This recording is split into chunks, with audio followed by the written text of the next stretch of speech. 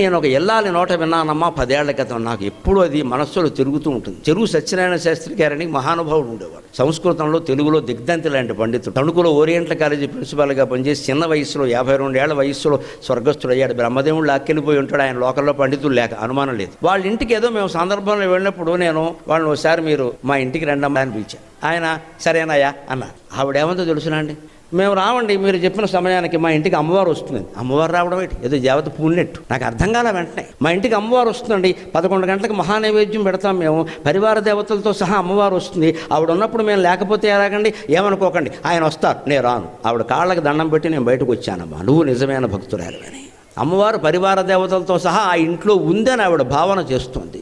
కాబట్టి నైవేద్యం సమయంలో నేను ఎక్కడికి రాను అని చెప్పింది ఆవిడ. ఆయన వస్తారు, కావాలంటే తీసుకెళ్ళండి, నేను రాను, ఏమనుకోకండి. లేదమ్మా, మీరు చేసే పని చాలా గొప్పది, మీలాంటి వాళ్ళని నమస్కారం చేసుకుంటే పుణ్యం మాకు బుద్ధి వస్తుందని వచ్చాను. అది భావన చెయ్యాలి.